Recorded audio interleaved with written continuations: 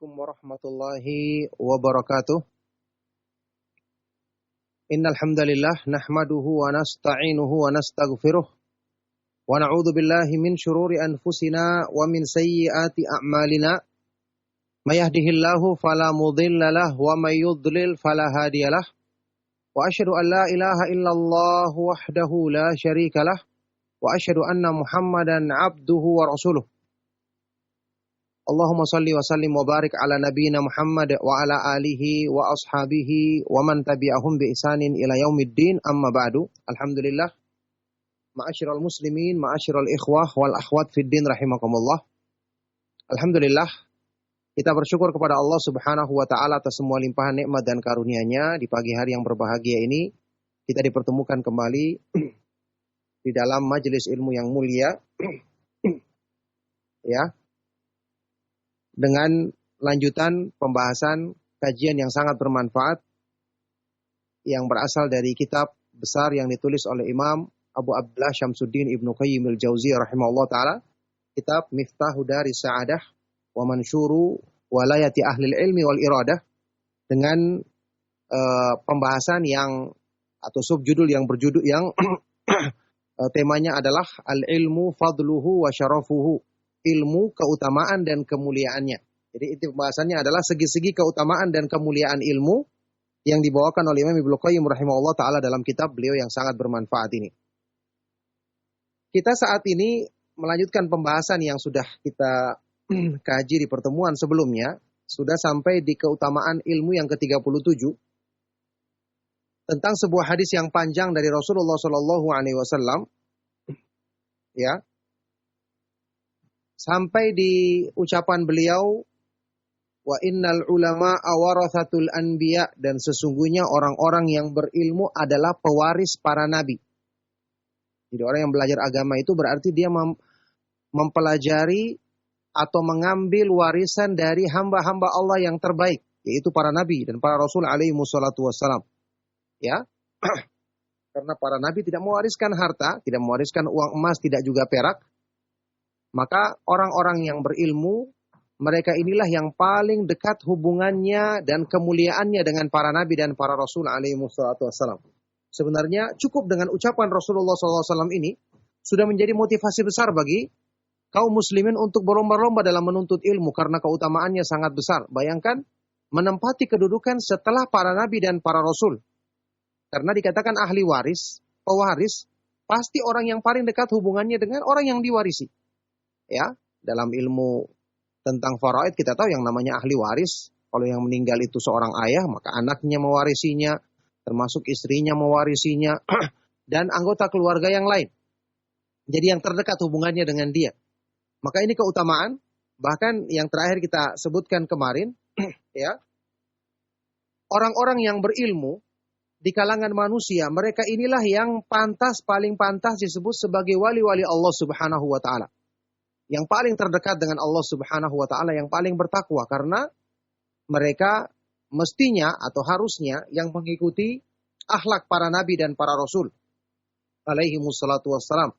Makanya di penjelasan yang terakhir kemarin telah kita nukilkan, Ibnu Qayyim rahimahullah ta'ala ketika menafsirkan hadis kursi tentang wali Allah yang terkenal, man ada li waliyan faqad adantuhu bil muharabah, barang siapa yang memusuhi waliku, kekasihku, kata Allah, maka sungguh aku telah menyatakan peperangan kepadanya. Ini hadis sahih riwayat Imam Bukhari. Ma'asyiral muslimin, para pemerhati Roja TV dan Radio Roja dimanapun antum berada, juga para pendengar setia Radio Roja Kendari di frekuensi 95.1 FM rahimakumullah. Ya, saya meralat apa yang tadi saya sebutkan, bahwa saat ini yang benar kita ada di pembahasan segi yang ke-52 ya. Ada yang mengingatkan kepada saya tadi, segi yang ke-52 tentang keutamaan ilmu, yaitu at-tamayyuz bil ilmi, ya, keistimewaan yang Allah berikan kepada manusia itu dengan ilmu. Maksudnya kita sudah bahas di pertemuan yang lalu, sebagaimana yang disebutkan di dalam Al-Qur'an di surat Al-Anfal ayat ke-22, a'udzubillahi minasyaitonir rajim. Inna syarrad dawabi 'indallahi summul bukmul ladzina la ya'qilun. Sesungguhnya seburuk-buruk binatang melata di sisi Allah adalah orang-orang yang summun, bukmun, orang-orang yang tuli, bisu, yang mereka tidak bisa memahami. Binatang ternak diberikan kemampuan untuk mendengar, bisa melihat, tapi tidak punya pemahaman agama. Manusia diistimewakan oleh Allah Subhanahu wa taala karena punya kemampuan untuk bisa memahami agama, yakni menggunakan pendengarannya, penglihatannya untuk diisi dengan ilmu. Oleh karena itu, orang-orang yang tidak mengisi anggota tubuhnya ini dengan mempelajari ilmu agama, dia seperti binatang ternak, bahkan lebih sesat. Itulah yang Allah Subhanahu wa taala sebutkan dalam Al-Qur'an, ulaika kal an'ami balhum adall. Mereka itu adalah seperti binatang-binatang ternak, bahkan mereka lebih sesat lagi. Ya, kemarin mungkin sudah pernah kita baca juga, ini berhubungan dengan apa yang pernah kita terangkan dari salah satu segi keutamaan ilmu yang kita baca di kitab ini.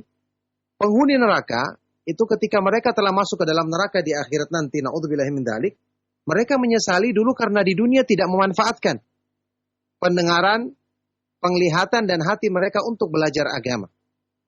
Wa qalu law kunna nasma'u aw naqilu ma kunna fi ashabis sa'ir. Dan mereka berkata, ya, seandainya dulu kami mau law kunna nasma'u, mendengarkan, yakni mendengarkan pelajaran agama, mendengarkan nasihat di dalam Al-Quran dan hadis-hadis yang sahih, atau mau memahaminya, maka mestinya sekarang kami tidak menjadi penghuni neraka yang menyala-nyala. Jadi inilah manusia itu diistimewakan ketika dia belajar agama. Karena Allah menciptakan pendengaran, penglihatan, dan hati untuk diisi dengan ilmu. Inna sam'a wal basara wal fu'ada kullu ulaika kana anhu mas'ula. Sesungguhnya pendengaran, penglihatan, dan hati manusia, ketiganya nanti, semuanya nanti akan dimintai pertanggungjawaban di hadapan Allah Subhanahu wa ta'ala. Oleh karena itu, hanya orang-orang yang mau mempelajari agama berarti memanfaatkan nikmat yang Allah berikan kepadanya, diberikan pendengaran untuk mendengarkan nasihat dari petunjuk Allah, penglihatan untuk membaca ayat-ayat Allah, dan hati untuk memahami dan merenungkan petunjuknya. Inilah yang benar-benar akan diberikan keistimewaan di dunia dan di akhirat nanti. Baik, saya akan lanjutkan di sini pembahasan yang disampaikan oleh Imam Ibnu Qayyim rahimahullah ta'ala di segi keutamaan ilmu yang ke-52. Kata beliau, wasam'u yuradu bihi idrakus saut, wa yuradu bihi fahmul ma'na, wa yuradu bihi al-qabulu wal ijabah. Di dalam bahasa Arab itu, kata-kata as-sam', dalam bahasa Indonesia memang terjemahannya as-sam' itu mendengar. Ya, as-sam'u, sami'a yasma'u, artinya mendengar. Tapi sebenarnya di dalam bahasa Arab penggunaan kata-kata mendengar itu mungkin termasuk dalam bahasa Indonesia juga digunakan kalimat ini. Ya. Bukan cuma menggunakan panca indera pendengaran atau telinga kita untuk mencapai suara. Ada makna yang lebih daripada itu. Contohnya misalnya kita berkata kepada teman kita, nanti kalau dia bicara, jangan kau dengarkan. Bukan berarti kita tutup telinga kan? Maksudnya tidak usah digubris ucapannya begitu kan? Tidak usah dihiraukan apa yang dikatakannya. Yakni anggap angin lalu saja begitu. Jadi kata-kata mendengar di sini bukan sekedar menangkap suara yang disampaikan oleh orang. Dalam bahasa Arab pun seperti itu. Jadi misalnya kalau kita baca ayat Al-Quran, ya, di surat Al-Anfal ayat ke-23. Walau alimallahu fihim khairan la asma'ahum. Seandainya Allah menghendaki, Allah mengetahui ada kebaikan pada diri mereka, orang-orang munafik. Seandainya Allah mengetahui ada kebaikan pada diri mereka, maka niscaya Allah mudahkan mereka untuk mendengarkan. Sekarang orang-orang munafik bisa mendengar apa tidak? Bisa. Punya pendengaran. Mereka juga orang Arab, bisa paham bahasa Arab, iya kan? Ketika Rasulullah SAW menyampaikan Al-Quran, mereka paham, mereka dengar apa tidak? Dengar. Tahu artinya, tahu juga artinya. Tapi karena mereka tidak bisa mengambil dengan hatinya, akhirnya mereka dikatakan tidak mendengar. Makanya orang-orang munafik disebut di awal surat Al-Baqarah bagaimana? Summun, bukmun, umyun, fahum la yarji'un. Mereka adalah orang-orang yang tuli, bisu, dan buta. Kira-kira mereka kalau untuk pengertian secara zahir, apakah benar-benar tuli? Kan tidak. Bisa mendengar toh. Punya mata juga untuk melihat, tidak buta matanya. Lidahnya juga bisa berbicara. Tapi kenapa mereka disebutkan sebagai orang-orang yang cacat? Karena yang di hadapan Allah dinilai benar-benar berfungsi. Panca inderanya itu bukan sekedar bisa berbicara. Kalau bicaranya bicara yang tidak benar, bicaranya bicara yang kotor, bicaranya hal-hal yang bertentangan dengan petunjuk Allah dan Rasulnya, maka ini dianggap bisu di hadapan Allah Subhanahu wa taala, ya. Makanya kata sebagian dari para ulama salaf, orang yang berbicara dengan batil, membicarakan hal-hal yang tidak benar, itu sama dengan syaitan yang sedang bercakap-cakap. Sebaliknya orang yang diam, tidak mau mengucapkan kebenaran, itu sama dengan syaitan yang bisu. Dua-duanya salah kalau tidak diisi dengan kebaikan dan kebenaran. Nah, kata Ibnu Qayyim di sini, ya, as-sam'u pendengaran atau mendengar terkadang dimaksudkan dalam bahasa Arab adalah idrakus saut, bisa menjangkau suara, menangkap suara, begitu. Bisa juga yuradu bihi fahmul makna. Yuradu bihi fahmul makna. Ya. Memahami makna. Memahami makna. Kalau ada yang mengatakan sama kita, makanya kalau kamu belajar dengarkan baik-baik. Bukan berarti dia tidak mendengarkan, tapi dia mendengarkan tanpa berusaha memahaminya. Tidak menggunakan pikirannya atau tidak menggunakan hati untuk memahaminya. Di sini makna mendengar lebih daripada sekedar menangkap fahmul makna, memahami makna. Begitu. Bisa juga bahkan lebih daripada itu, as-sam'u mendengarkan itu dalam bahasa Arab juga bisa berarti al-qabul wal ijabah. Ya. Menerima dan menjawab, memenuhi, menerima dan memenuhinya. Wassalatsatu fil Quran, ketiga makna ini tersebut di dalam Al-Quran. Coba, waktu kita iktidal bangkit dari ruku, kita ucapkan apa waktu sholat? Sami Allahu liman hamidah. Semoga Allah mendengarkan orang yang memujinya. Pasti Allah mendengarkan orang memujinya. Allah maha mendengar. Tapi di sini bukan makna sekedar mendengar saja. Di sini ada makna mengabulkan. Ya, ini maksudnya. Ucapan kita, Allah liman hamidah adalah, semoga Allah mengabulkan doa hamba yang memujinya. Ya, doa hamba yang memujinya. Makanya, waktu itu kita di dalam i'tidal tadi, kita memuji Allah Subhanahu wa ta'ala. Kita baca apa? Rabbana walakal hamdu mil as-samawati wal ardi, dan seterusnya sampai di akhir. Setelah itu kita sujud, kita berdoa. Setelah kita membaca Subhana rabbiyal a'la, kita berdoa.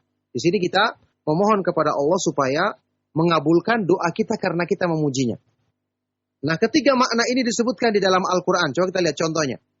Makna yang pertama,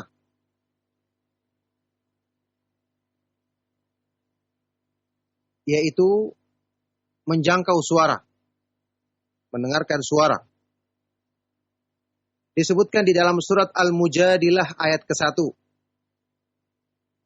Qad sami Allahu qawlan lati tujadiluka fi zawjiha wa tashtaki ila Allahi.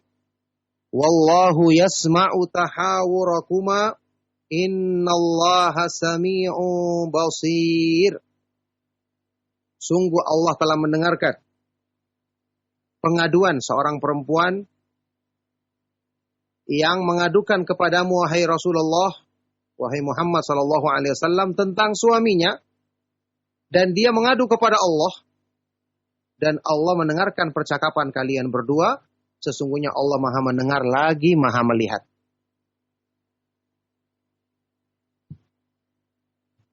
Wa hadza asrahu ma yakunu fi itsbati sifatis sam'. Ayat ini sangat tegas menunjukkan Allah Subhanahu wa ta'ala memiliki sifat maha mendengar. Dari atas langit ketujuh Allah Subhanahu wa ta'ala mendengarkan pembicaraan perempuan ini ketika mengadu kepada Rasulullah SAW tentang suaminya. Wa dzakarul madhi wal mudhari wasmal fa'il sami'a wa yasma'u wa huwa sami' wa huwa sami'. Dan Allah menyebutkan di ayat ini tiga kalimat ini dalam tiga bentuk. Ada fi'il madhi, kata kerja yang menunjukkan lampau, yaitu sami'a. Ada fi'il mudhari yang menunjukkan sedang berlangsung, yasma'u. Ada juga ismul fa'il, yaitu sami', maha mendengar. Walahus sam'u, Allah maha memiliki pendengaran. Makanya Allah subhanahu wa ta'ala maha sempurna pendengarannya, padahal dia maha tinggi di atas langit ketujuh, di atas arsy-Nya. Oleh karena itu Aisyah radhiyallahu ta'ala anha dalam hadis yang sahih, dalam Sahih Bukhari, juga diriwayatkan oleh Imam Ahmad dan yang lainnya dengan sanad yang sahih. Aisyah radhiyallahu ta'ala anha mengomentari ayat ini, beliau berkata, Alhamdulillahilladzi wasi'a sam'uhul aswat. Segala puji bagi Allah yang pendengarannya meliputi semua suara. Laqad ja'atil mujadilatu tashku ila Rasulillah sallallahu alaihi wasallam wa ana fi janibil bait. Sungguh perempuan yang mengadukan masalahnya ini datang kepada Rasulullah sallallahu alaihi wasallam, mengadu kepada Rasulullah sallallahu alaihi wasallam, dan aku ada di sudut rumah, di pojok rumah. Wa innahu la yakhfa alayya ba'du kalamiha. Dan sungguh sebagian dari ucapannya kurang jelas aku dengarkan. Yakni Aisyah di rumahnya yang kecil, di pojok rumah, perempuan ini berbicara di balik tabir kepada Rasulullah SAW. Aisyah saja ada sebagian yang tidak dengar, tapi Allah Subhanahu Wa Taala yang Maha Tinggi dengar semua dengan jelas. Karena pendengaran Allah Maha Sempurna, kan begitu. Aisyah mengatakan, saya saja yang dekat, saya tidak dengarkan dengan baik semua, ada yang samar. Tapi Allah Subhanahu wa Ta'ala pendengarannya maha sempurna sehingga bisa mendengarkan ucapan perempuan tersebut dan semua jelas bagi Allah. Ini menunjukkan kepada kita tentang maha sempurnanya sifat pendengaran Allah Subhanahu wa Ta'ala. Fa'anzalallah, maka Allah Subhanahu wa Ta'ala ketika itu menurunkan firman-Nya di surat Al-Mujadilah ayat yang pertama tadi. Jadi ini contoh Sami'a artinya menjangkau suara. Dan Allah Subhanahu wa Ta'ala tentu sifatnya maha sempurna, tidak sama dengan sifat makhluk. Allah Subhanahu wa Ta'ala berfirman, "Laisa kamitslihi syai'un wa huwas samiul basir." Allah Subhanahu wa Ta'ala tidak ada satu makhluk pun yang serupa dengannya, dan dia maha mendengar lagi maha melihat. Baik. Jadi ini contoh ya. Jadi pendengaran, mendengar di dalam bahasa Arab itu bisa berarti yang pertama menjangkau suara. Baik, yang kedua, sam'ul faham. Mendengar yang berarti memahami. Tentu kita dengarkan suara tapi kita berusaha memahaminya. Makanya ada orang yang datang pengajian misalnya, atau mendengarkan ceramah, tapi pikirannya kemana-mana. Setelah selesai ceramah ditanyakan apa yang tadi kamu dengarkan, apa yang kamu pahami, tidak ada, kosong sama sekali. Padahal dia bisa mendengar. Ada yang seperti ini dan banyak. Ya, orang yang melaksanakan sholat saja, setelah selesai sholat coba antum tanyakan tadi imamnya setelah Al-Fatihah, rakaat pertama baca apa? Oh, saya tahu, dia baca Al-Fatihah. Ya pasti baca Al-Fatihah. Kalau tidak batal sholatnya, iya kan? Setelah Al-Fatihah bacanya apa? Bingung dia. Kenapa? Dia melamun, pikirannya kemana-mana. Padahal dia dengarkan. Ada orang yang ketika mendengarkan itu lalai. Makanya nanti kalau kita bahas tentang adab dalam menuntut ilmu, itu ketika orang itu hadir, dia harus konsentrasi. Karena ilmu itu mulia. Ya, kalau orang tidak peduli, maka dia pun juga tidak akan bisa mampir atau singgah di hati orang tersebut. Kalau kita sungguh-sungguh mendengarkannya, kita akan bisa dapatkan, kita akan dapatkan ilmu itu menetap di diri kita. Karena ilmu itu hanya akan mau ya ketika seorang itu bersungguh-sungguh dalam menuntutnya. Sebagian dari para ulama mengatakan al-ilmu in a'taitahu kullaka lam yu'tika illa nisfahu. Ilmu itu kalau kamu curahkan semua yang ada pada dirimu, maka dia tidak akan memberikan kepadamu kecuali setengahnya saja. Ini orang sungguh-sungguh mencurahkan semua pemahamannya, konsentrasinya. Ilmu yang kita dapatkan hanya setengah. Berarti kalau yang kita berikan setengah-setengah, apa yang kita dapatkan? Tidak ada kan? Tidak ada. Kalau setengah-setengah. Jadi harus sungguh-sungguh dalam menuntut ilmu. Ya, itu pernyataan dari para ulama kita. Baik. Yang kedua, tadi mendengarkan yang mengandung arti memahami.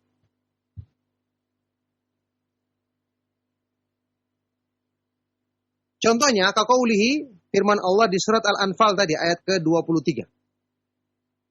Walau alimallahu fihim khairan la asma'ahum.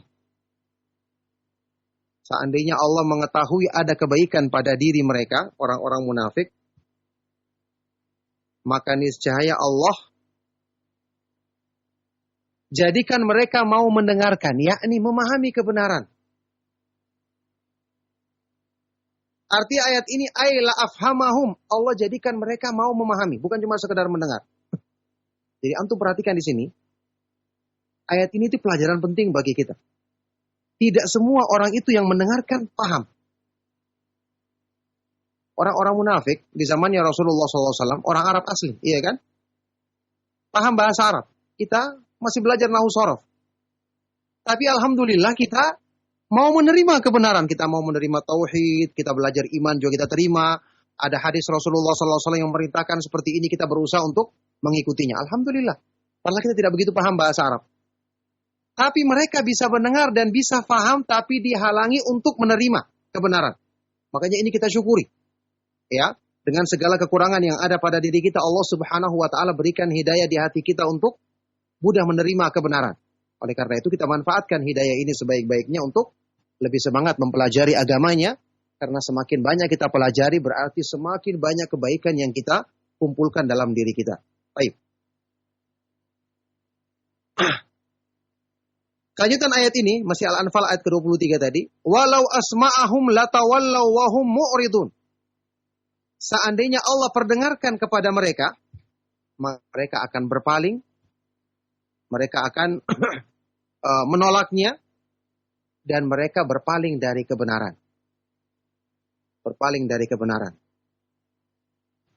Orang-orang munafik hidup di zamannya Rasulullah SAW. Ya, kita ketahui. Ketika itu, kira-kira nasihat siapa yang mereka dengarkan? Siapa yang menyampaikan nasihat di depan mereka di hadapan ketika para sahabat di zamannya para sahabat? Pasti Rasulullah SAW. Bayangkan para sahabat menjadi generasi yang terbaik karena pendidik mereka adalah Rasulullah SAW.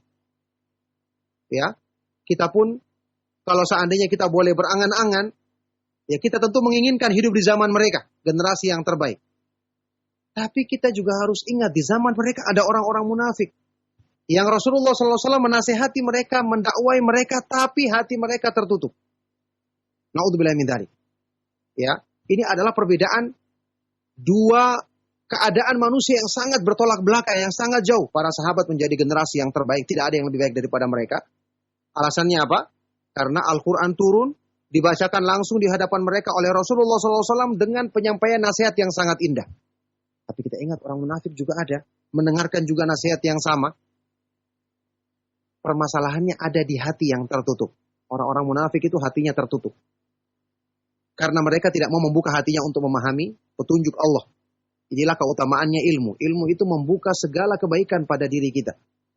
Orang-orang munafik, Al-Quran yang mereka tahu makna bahasa Arab, tidak mau terketuk hatinya. Makanya Allah Subhanahu wa taala menyebutkan di dalam surat Muhammad sallallahu alaihi wasallam tentang orang-orang munafik, ya. Afala yatadabbaruna al-Qur'ana am ala qulubin aqfaluha. Apakah mereka tidak mau merenungkan makna Al-Qur'an atau memang hati-hati mereka yang telah tertutup, terkunci mati? Na'udzubillahi min dzalik. Jadi ini menjadikan orang-orang yang beriman itu bersyukur. Ya, bersyukur. Kita jauh dari masanya Rasulullah SAW, tapi alhamdulillah kita kenal manhaj salaf, akhirnya kita bisa belajar Al-Qur'an. Kita bisa pahami maknanya yang benar, kita bisa baca hadis-hadis Rasulullah SAW, kita bisa mendengarkan penjelasan para ulama yang mudah-mudahan ini menjadikan kita bisa menampung rahmat Allah Subhanahu wa taala, menjadi sebab kita bisa menampung rahmat Allah Subhanahu wa taala untuk kebaikan dunia dan akhirat kita. Baik.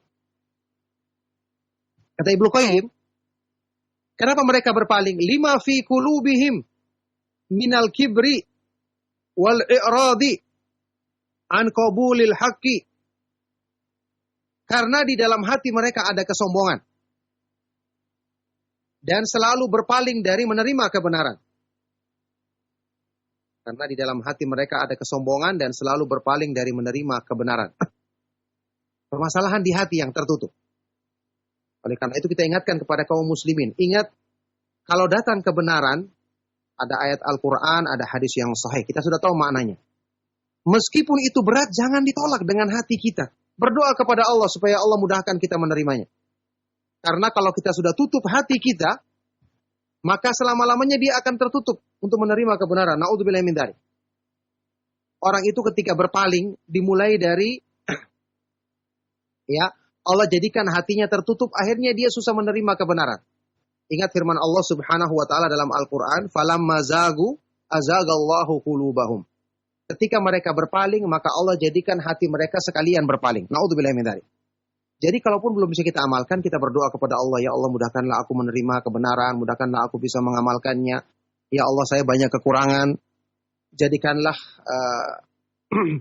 kesempurnaan untuk menutupi segala kekurangan-kekuranganku agar aku bisa menerima petunjukmu dengan sempurna. Itu cara agar kita membuka hati kita, insya Allah setelah masuk kebaikan dalam hati kita, anggota badan kita pun mudah untuk mengamalkannya. Kata Ibnu Qayyim, fafihim afatan. Oleh karena itu di dalam diri orang munafik ini ada dua penyakit. Annahum la yafhamuna al-haqqa li jahlihim. Walau fahimuhu latawallaw anhu wa hum mu'ridun. Wa hum mu'riduna anhu li kibrihim.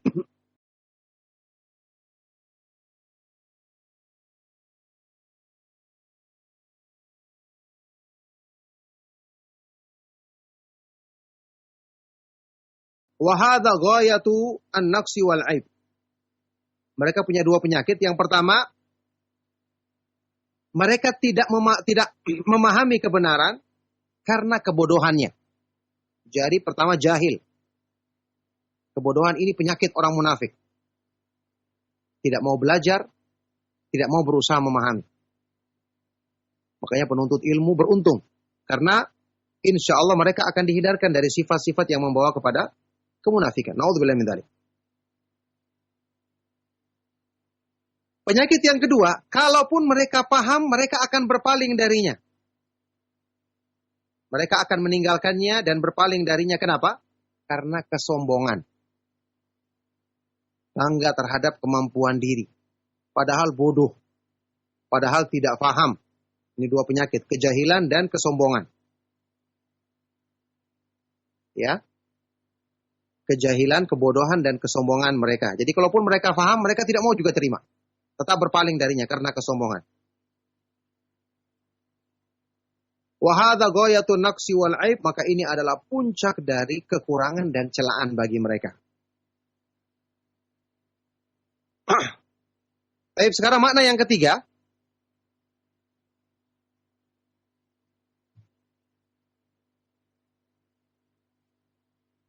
Sam'ul qabuli wal ijabah. Mendengar yang mengandung arti menerima dan memenuhi. Menerima dan mengikuti. Ya. Ini seperti yang disebutkan dalam firman Allah Subhanahu wa taala surat At-Taubah ayat ke-47. Jadi pengertian yang ketiga, mendengar dalam artian menerima dan memenuhinya. Surat At-Taubah ayat ke-47. Lau kharaju fikum ma zadukum illa khabalau wala awda'u khilalakum. Yabghunakumul fitnata wa fikum samma'una lahum. Kalau mereka orang-orang munafik itu keluar bersama kalian, tidak menambah kecuali kekacauan. Kerusakan. Dan mereka akan membuat kekacauan di tengah-tengah kalian. Mereka itu menghendaki fitnah dan di antara kalian ada samma'una lahum, para pendengar-pendengar untuk mereka, yakni orang-orang yang selalu menerima ucapan mereka, orang-orang munafik ini. At-Taubah ayat 47. Ay qabiluna mustajibuna, yaitu orang-orang yang suka mendengarkan dan mengikuti apa yang dikatakan oleh orang-orang munafik. Wa minhu qauluhu ta'ala, di ayat yang lain surat Al-Maidah ayat ke-41, samma'una lil kadzib. Orang-orang munafik ini selalu mendengarkan kedustaan. Maksudnya mendengarkan di sini qabiluna, menerima dan mengikuti orang-orang yang berdusta. Kata Ibnu Qayyim, wa minhu qaulul musalli. Ini juga termasuk yang saya contohkan tadi. Termasuk makna ini adalah ucapan orang yang salat ketika bangkit dari ruku. Sami Allahu liman hamidah. Semoga Allah mendengarkan orang yang memujinya. Ai ajaballahu hamda man hamidahu wa du'a man da'ahu. Artinya, semoga Allah mengijabai, mengabulkan pujian hamba yang memujinya dan doa hamba yang berdoa kepadanya.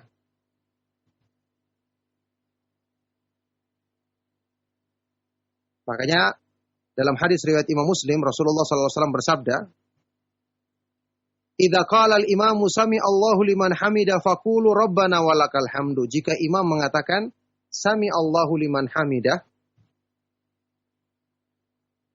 semoga Allah mendengarkan, menjawab hamba yang mujinya. Faqulu, maka katakanlah kalian wahai makmum, rabbana walakal hamdu. Wahai Rabb kami dan bagimu segala pujian. Kata Imam Nawawi, termasuk juga makmum mengatakan sami Allah liman hamidah, karena itu zikir peralihan. Setelah dia berdiri baru mengatakan rabbana walakal hamdu, dan itu pendapat yang benar dalam masalah ini. Jadi makmum mengucapkan dua-duanya sebagaimana imam juga mengucapkan dua-duanya. Ucapkanlah rabbana walakal hamdu. Wahai Rabb kami, bagimulah segala pujian. Kata Nabi SAW, yasma'illahu lakum, maka Allah akan mendengarkan pujianmu itu, artinya yujibukum, mengabulkannya. Mengabulkan, memenuhi apa yang kalian minta dengan memuji Allah Subhanahu wa taala dan berdoa kepadanya. Maka kita perhatikan, pendengaran yang tiga macam ini semua adalah dilakukan oleh orang yang menuntut ilmu. Oleh karena itu Allah Subhanahu wa taala memuliakan mereka karena mereka memanfaatkan pendengaran yang Allah berikan kepada mereka dengan pemanfaatan yang sesungguhnya, ya, memanfaatkan nikmat terbesar yang Allah Subhanahu wa taala berikan kepada hamba ini, yaitu pendengaran untuk mendengarkan nasihat dari petunjuknya, kemudian penglihatan untuk membaca ayat-ayatnya dan hati untuk memahami. Wal maksud, kata Ibnu Qayyim, dan maksudnya di sini kesimpulannya, annal insana idza lam yakun lahu ilmun bima yuslihuhu fi ma'ashihi wa ma'adihi kanal haywanul bahimu khairan minhu. Kesimpulannya, seorang manusia kalau dia tidak memiliki ilmu,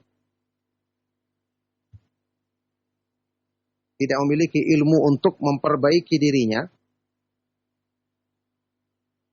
untuk meluruskan hidupnya di dunia maupun di akhirat, maka sungguh hewan, binatang lebih baik darinya.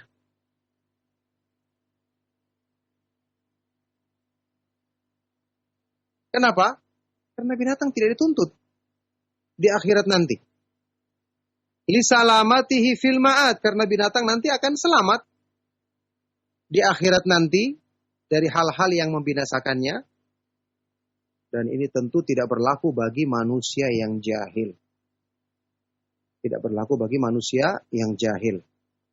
Tadi kita nukilkan firman Allah di surat Al-Mulk, ya, tentang ucapannya orang-orang penghuni neraka yang mereka mengatakan, "Lau kunna nasma'u au na'kilu."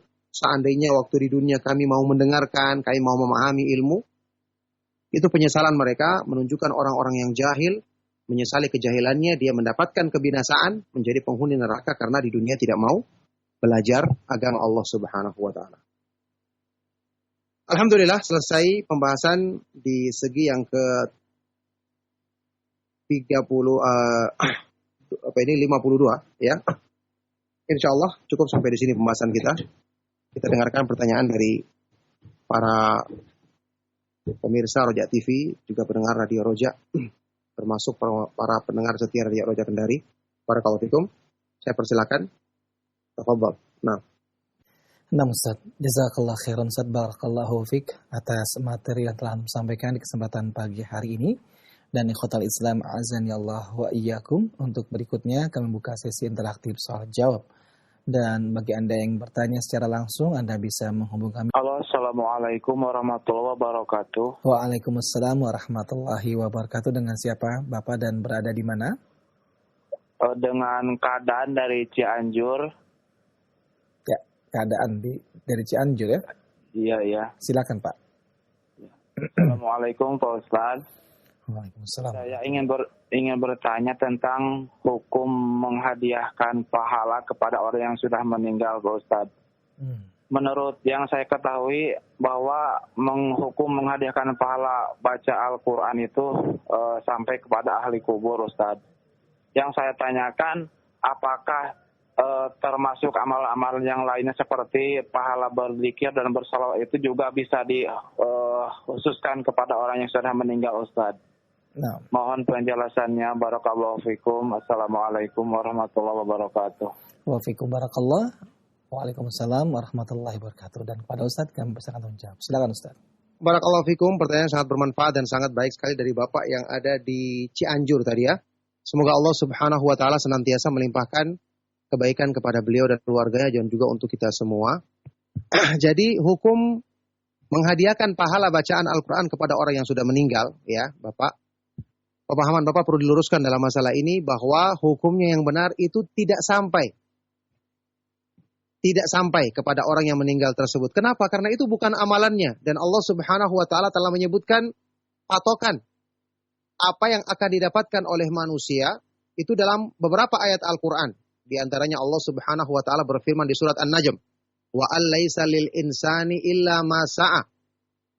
Ya, bahwa manusia tidak akan mendapatkan kecuali dari apa yang diusahakannya sewaktu di dunia. Laha ma kasabat wa 'alaiha maktasabat. Seorang manusia akan mendapatkan kebaikan dari kebaikan yang diusahakannya, juga dosa dari dosa yang diusahakannya. Makanya hukum asalnya manusia itu ketika dia telah meninggal dunia, maka dia terputus amalnya dari kehidupan dunia ini. Oleh karena itu di dalam hadis sahih riwayat Imam Muslim, Rasulullah Shallallahu Alaihi Wasallam bersabda, "Idza mata ibnu Adam inqata'a amaluhu." Jika seorang manusia telah meninggal dunia, terputus amalnya. Ini jelas Nabi SAW mengatakan, "Illa min thalathin," kecuali dari 3. Yang 3 perkara ini pun memang dia ada usaha di situ. Sudah terputus, tapi kalau dia meninggalkan sesuatu yang masih ada jejaknya, ada bekasnya, itu yang dia dapatkan. Rasulullah SAW menyebutkan dalam hadis ini pertama, sadaqatin jariyatin, sedekah yang terus mengalir pahalanya. Orang yang misalnya menyumbangkan Al-Quran dibaca oleh para penghafal Al-Quran, orang membangun masjid. Karena ini adalah jejaknya sendiri, dia sendiri usaha yang setelah dia meninggal pun masih dimanfaatkan. Ini baru dapat. Au ilmin yuntafa'u bihi, ilmu yang diajarkan. Ini baru dapat. Jadi orang bisa dapatkan pahala membaca Al-Quran dari orang yang masih hidup. Kalau dia misalnya guru ngaji, dia mengajarkan kepada murid-muridnya bacaan Al-Quran. Setelah dia meninggal dunia, maka dia tetap dapatkan pahala karena dia yang mengajarkan kepada murid-muridnya tersebut. Ya, kata Rasulullah SAW dalam hadis riwayat Imam Muslim, "Man dalla ala khairin falahu mithlu ajri fa'ilihi." Barang siapa yang mengajarkan atau menunjukkan kebaikan kepada manusia, maka dia akan dapatkan pahala seperti orang yang mengamalkannya. Itu juga hadis sahih riwayat Imam Muslim. Yang ketiga, awaladin salihin yad'u lahu, anak yang soleh, yang selalu mendoakan kebaikan kepada orang tuanya. Karena anak yang soleh ini termasuk usaha dari orang tuanya. Jadi yang berhubungan dengan usaha manusia itulah yang akan mendapatkan pahala. Itu makna firman Allah Subhanahu wa taala di surat Yasin. Wa naktubu ma qaddamu wa atharahum. Dan kami akan tuliskan bagi manusia apa yang mereka kerjakan di muka bumi dan jejak-jejak yang mereka tinggalkan. Makanya Imam Syafi'i rahimahullah ta'ala, yang banyak dijadikan sebagai sandaran ucapannya dalam masalah ini, katanya mazhab Syafi'i membolehkan sampai, Imam Syafi'i tidak pernah berpendapat demikian. Disebutkan di dalam tafsir Ibnu Katsir di ayat saya tadi bacakan di surat An-Najm, wa allaisa lil insani illa ma sa'a, manusia tidak akan mendapatkan balasan apapun kecuali dari apa yang pernah diusahakannya di dunia. Kata Imam Ibnu Katsir menukil ucapan Imam Syafi'i. Imam Syafi'i mengatakan bahwasanya pahala yang dihadiahkan kepada mayit tidak akan sampai kecuali kalau mayit tersebut pernah mengajarkan yang kemudian diamalkan oleh orang-orang yang pernah mendapatkan pengajaran darinya. Kalau bukan diajari ajarannya maka tidak akan sampai kepadanya, baik itu pahala bacaan Al-Quran, pahala berzikir, pahala sholat, atau yang lainnya. Nah, barakallahu fikum. Nah, Ustaz Taufik Barakallah, jazakallah khairan atas jawaban yang sampaikan Ustaz. Demikian untuk jawaban dari Bapak yang tadi bertanya. Ikhwatul Islam azani Allah wa iyyakum, masih kami buka sesi interaktif soal jawab bagi Anda yang ingin bertanya. Assalamualaikum Pak Ustadz. Waalaikumsalam warahmatullahi wabarakatuh. Dengan siapa dan berada di mana? Ibu Jul di Tangerang Pak Ustadz. Ya, silakan. Maaf bertanya Pak Ustadz. Jadi ngelanjutin pertanyaan yang terdahulu Pak Ustadz. Karena orang tua saya kan sudah meninggal hampir 1 tahun Pak Ustadz. Kita kan merasa banyak kekurangan selagi hidupnya. Terus apa yang bisa kita perbuat? Di samping kita kan berdoa Pak Ustadz, mendoakan kan doa anak yang soleh kan termasuk yang janji 3 Allah. Jadi Pak Ustadz ya. Baik Ibu, mohon maaf, coba agak dikecilkan terlebih dahulu salah televisinya. Kan kalau meninggal anak Adam putus segala amal ibadah, kecuali 3 perkara: doa anak yang soleh, ilmu yang bermanfaat, sedekah jariyah. Ilmu yang bermanfaat itu Ustaz gini, kan dia pernah ngajarin kita, kamu harus begini, kata orang tua kita kan. Terus kita jalani itu termasuk ilmu yang bermanfaat nggak tahu Pak Ustaz? Baik, terima kasih Ibu atas pertanyaannya. Cukup. Terima kasih banyak Pak Ustaz. Assalamualaikum warahmatullahi wabarakatuh. Waalaikumsalam warahmatullahi wabarakatuh. Baik, kita persilakan kepada Ustaz untuk menjawab. Silakan Ustaz. Ya, jawabannya ketika dia mengajarkan dan menasihati anaknya dan anaknya mengikuti, maka itu termasuk ilmu yang bermanfaat. Kemudian, apa yang bisa dilakukan oleh sang anak saat ini? Banyak berbuat kebaikan. Di samping dia banyak mendoakan kebaikan untuk ibunya, dia banyak berbuat baik. Ya, banyak berbuat baik karena yang dimaksud dengan hadis yang saya bacakan tadi dalam hadis riwayat Imam Muslim, tadi ibu mengatakan termasuk doa anak yang soleh. Ini salah terjemahan. Rasulullah SAW tidak mengatakan doanya anak yang soleh. Rasulullah SAW mengatakan waladin soleh. Anak soleh itu sendiri yang akan sampai pahalanya kepada orang tuanya. Ini pengertian yang benar dari hadis tadi, bukan doa. Rasulullah tidak mengatakan doanya yang anak yang soleh. Rasulullah SAW mengatakan anak soleh yang selalu mendoakan orang tuanya. Jadi anak solehnya sendiri yang sampai pahalanya kepada orang tuanya. Ini makna yang diterangkan oleh Syekh Al-Albani rahimahullah ta'ala, dan beliau mengambil dalil dengan riwayat lain atau hadis lain dalam Musnad Imam Ahmad, Sunan At-Tirmidzi dengan sanad yang dikatakan beliau hadisnya hasan. Rasulullah SAW pernah menyebutkan, beliau pernah bersabda, inna atyaba ma akala rajulu min kasbihi wa inna waladahu min kasbihi. Sesungguhnya anak seseorang itu adalah termasuk usahanya. Jadi anak termasuk usaha orang tuanya. Berarti amal yang dilakukan oleh anaknya kebaikannya sampai kepada orang tuanya. Oleh karena itu perbanyak amal kebaikan, insya Allah itu akan sampai kepada orang tuanya. Apalagi orang tuanya yang mengajarkan kebaikan kepadanya. Maka sampainya dari 2 sisi, ilmu yang bermanfaat juga dari anak itu sendiri. Kemudian tentu dalam Islam juga kita dianjurkan ya berbuat baik kepada orang-orang yang dulu pernah dekat dengan orang tua kita, sahabat-sahabatnya. Tetap kita menyambung kebaikan karena orang tua kita dulu selalu berbuat baik kepada mereka, maka kita lanjutkan. Kalau orang tua kita misalnya selalu melakukan kebaikan-kebaikan, maka kita tetap hidupkan kebaikan-kebaikan tersebut yang tentu sesuai dengan petunjuk Allah Subhanahu wa taala dan petunjuk Rasulnya Shallallahu alaihi wasallam. Nah, Ustaz, jazakallah khairan Ustaz, barakallahu fiik atas jawaban yang telah disampaikan Ustaz. Di Ikhwatul Islam azani Allah wa iyyakum. Masih kita anggap pertanyaan berikutnya melalui telepon. Assalamualaikum. Waalaikumsalam warahmatullahi wabarakatuh. Dengan siapa Ibu dan berada di mana? Dengan Hamba Allah di Jakarta Timur. Ya, silakan Ibu. Gini Ustaz, ayah saya kan sudah meninggal. Waktu beliau masih ada itu sangat suka sekali bersilaturahmi dengan kerabat dan saudara semuanya, Ustaz. Terus saya juga pernah dipesan seperti itu. Tapi saya ingin menyambung atau mengikuti jejak beliau. Qadarullah, kok sangat sulit Pak Ustadz. Saya sudah berusaha semaksimal mungkin. Mungkin karena keterbatasan saya tidak bisa melihat. Jadi kebanyakan saudara itu pada menjauh gitu Pak Ustadz. Apa yang saya harus lakukan Pak Ustadz? Soalnya saya ingin sekali mengikuti jejak beliau gitu dan sesuai dengan ajarannya gitu Pak Ustadz. Syukron jazakallah. Assalamualaikum. Wafik barakallah.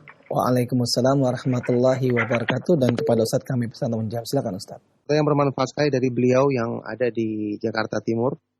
Semoga Allah Subhanahu wa taala senantiasa melimpahkan kebaikannya kepada beliau ya dan juga kepada kita semua. Ya, tentang ayahnya yang sudah meninggal tadi, kita katakan rahimahullah, semoga Allah merahmatinya. Itu bagus kalau kita sebut orang tua kita sertakan selalu dengan doa. Misalnya kita menceritakan ibu saya dulu rahimahullah, semoga Allah merahmatinya. Ini bagus karena kita terbiasa mengucapkan doa untuk orang tua kita yang sudah meninggal dunia. Tapi kalau kita ingin melanjutkan kebiasaan baiknya, maka tentu ini perbuatan yang sangat terpuji. Cuman kondisi yang tadi ditanyakan oleh beliau ini, dia punya keterbatasan, ya kita katakan dia lakukan sesuai dengan kesanggupannya. Lagi pula yang namanya silaturahim kepada kerabat, dan memang silaturahim itu hanya ditujukan kepada kerabat, ya. Sudah kita terangkan berkali-kali, ada penggunaan kalimat yang salah dalam silaturahim. Orang berkunjung ke rumah temannya, dia bilang saya mau bersilaturahim ke rumah teman saya. Salah. Teman itu bukan silaturahim namanya, karena silaturahim itu menyambung hubungan yang punya, menyambung kebaikan dengan orang yang punya hubungan kekeluargaan dengan kita. Kalau kita menuju ke rumah saudara kita, itu namanya silaturahim. Kalau kita berkunjung ke rumah orang tua kita, namanya silaturahim. Ke bibi kita, paman kita, silaturahim namanya. Kalau teman kita bukan silaturahim namanya, itu berkunjung karena Allah atau istilah yang lain, tapi bukan namanya silaturahim. Tapi bagi beliau yang tadi bertanya ini, kalau ingin menghidupkan kebaikan tersebut sesuai dengan kemampuan. Sudah kita sebutkan tadi, silaturahim tidak mesti harus mengunjungi, apalagi dia punya keterbatasan, katanya penglihatannya mungkin tidak bisa melihat, ya. Kita katakan gunakan cara yang lain. Kalau bisa kita berkirim pesan yang baik, atau mungkin kita punya satu kelebihan, kita kirimkan makanan kepada mereka.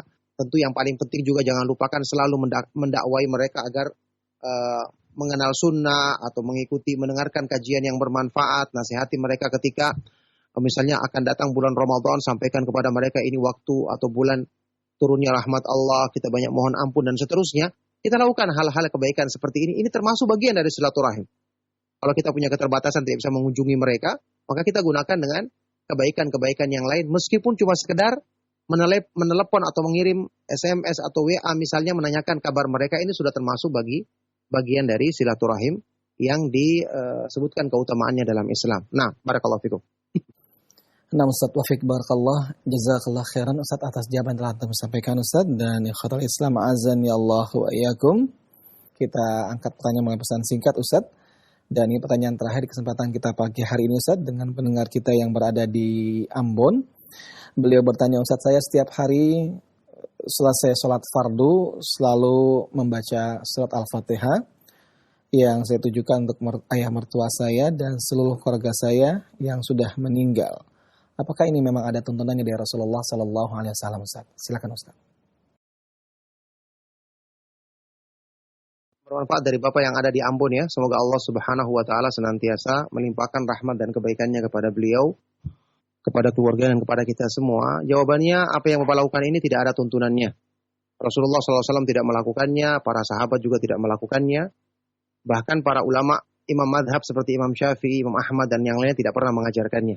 Kalau seandainya ini baik, tentu mereka akan mengajarkannya kepada kita.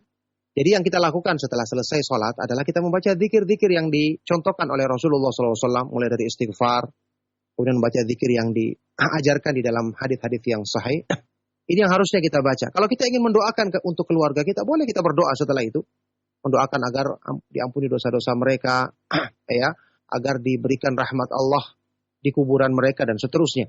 Itu diperbolehkan. Tapi kalau membacakan Al-Fatihah tadi sudah kita sebutkan tidak sampai pahalanya karena tidak pernah dicontohkan oleh Rasulullah SAW dan para sahabat radhiyallahu taala anhum ajma'in.